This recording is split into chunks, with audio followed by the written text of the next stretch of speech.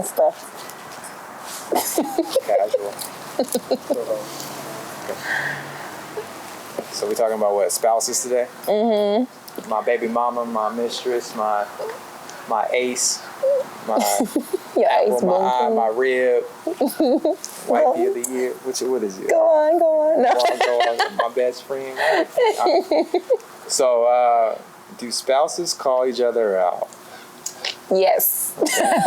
Yeah. The best ones do. The best ones do, because what does it say? You're equally yoked. It's a biblical principle. Right. Another principle you probably hear a lot is iron sharpens iron. Mm-hmm. You know, so I think that if you, if my vision for you is to get better wherever I see you become, because at the end of the day, I think someone else told me this. It says, whatever your wife or your spouse has or doesn't have is a direct reflection of you. Message. Okay, so if I want you to become the best version of you, and I don't call out the weaknesses, regardless of how it may make you feel. Now, of course, men are terrible at our approach because, you know, we're very direct at it. But if you know the intention of it, is to get you to the next level. Why? Because I see you as becoming the best mom. I see you becoming the best wife. I see you becoming the best partner in life, for good or bad. So. Right. Yeah. I mean, and I think it's important, but I also think that there's like a finesse. You know what I mean? Like, yeah, I'm terrible. Yeah. In the beginning, you've gotten better though, babe. You have. That's good. But on camera, you want to say something like that? No, really, honestly, you have. You have. But I think that that there's a finesse to it because, like, there's one thing challenging and challenging could easily become arguing, you know, when you're challenging your spouse. So I think you first have to have like a conversation and really like know what are our goals together for and kind of like be on the same page about growth. You know, because if you're sold out to growing and I'm not, and you're trying to call that out of me and you're challenging me and like, then it just feels like I'm under attack. That's true. You know, so then I'm not responding to that. And my defense is going up and then we're going to be arguing. But I think that the biggest thing that we did, that it was your idea, was that we started off with that code of honor. You know? Mm-hmm. And so like we built a code of honor for our relationship, and it's like, what do we want our relationship to represent? What do we want people to think of when they see us? You know, how do we want our children to respond to us? Like, how do we want to move in the world? And so because we both had that foundation set that we both agreed on, then it's like, okay, it makes sense for you to be able to say, hey babe, remember you were said that you wanted to do X, Y, and Z, you know, where are you at with that? I think it's also like in how you say things and how you preface, because it's very hard to receive constructive criticism from your spouse. Yeah. But I think when it's packaged the right way, you know, you can say anything. But I also think that you have to get to a place eventually where you're able to just speak freely and call things out. Because the faster you're able to communicate, the faster you're able to move. True. So. Yeah, well, it's pretty, faster you're able to move, so trust equals speed. Right.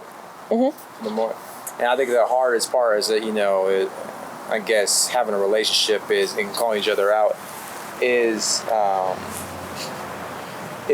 necessarily our egos, and we base a lot of, you know, our love in it too, and we mix it, you know, talking about like, oh, you're calling me out, like you're supposed to love me, you're not supposed to call me out because you love me, why are you calling me out, you know? Mm-hmm. But not knowing that call out is a direct reflection of love. Right. And I think that's one of the biggest problems. And I think sometimes the best way to get the response that you want is personal example.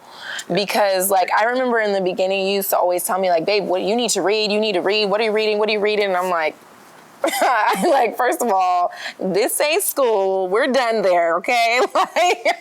Like who you think you is? No. But like I just really had a problem with you like challenging me on that, because I knew it was an area I needed to grow in, and so I feel like you reading books in front of me constantly and then like sharing things that you received from the books, like I felt like, dang, he's growing. He's like knowledgeable. I want to be knowledgeable. I want to be able to like, help people and have no quotes and things like that.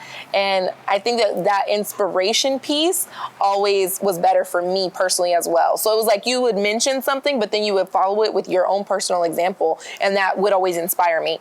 Like when I was trying to start back at the gym, remember? Yes. and every morning you were getting up at like 5 a.m. I was like, good night, right? And I remember you bought me a women's fitness magazine. I did. And I was like, I said, maybe this is what's this supposed to mean? I did. I was like, what you trying to say? What you trying to say with this? No. I know, that definitely could have backfired. In the moment it did. But then you also bought yourself a men's fitness magazine, and then you were working out, and I was like, okay, let me get back to it. And so I think inspiration, personal example, as well as, just like the way you say things, the way you package it. But I think that at the end of the day, it's so important that you're challenging each other, because if you don't, who will? Like, nobody cares more about your family's goals and dreams than the two of you. That's true. So if you see areas of growth for your spouse, you have to be able to speak about it, because if you don't, who will? It's very interesting. I think it has a lot to do with like the vision of where you want to go too. If you guys don't have a common goal, right, then there's never you could never go back to like a principle, a foundation. There's no law. Right. So if there's no law based on what you both want together, then it's always going to be feelings. And depending on how you feel that day, depends how you receive. True. So one of the things I usually recommend is, I don't want to tell you all my secrets. We're putting all my secrets out, and now she's going to know every time I do something to her, that's exactly what I'm doing. We'll leverage someone else. Maybe you're not receiving from me that day, Maybe it's just I'm not the best person in your life at that point, right? Yeah, that's good, babe. So then, therefore, you got to talk to someone else that you respect. So who do you respect? I need to tell them, like, can you speak to, my wife about this subject? Because I can't get to her, but I think it's definitely benefit for the common goal. You have done that to me before. I know I've gotten random phone calls from, like, mentors and things. I'm like, hey, what are you? And then they just want to talk to me about the thing that you had been asking me about. I'm like, that was smart, because I really received it this time. And the crazy thing is, even when you know it's happening, that you allowed it to happen still. And I think that has a lot to do with maturity and a lot of growth as well that you definitely have shown. I think I just kind of figured, if you went through the trouble of like, not having to have the glory of, I am the one who got this message to you and I am the one who's changing you or helping you grow. Like, it was just like, wow, he must really care that much that I get this message, So, and it's always easier to process with somebody else that you look up to or that you respect.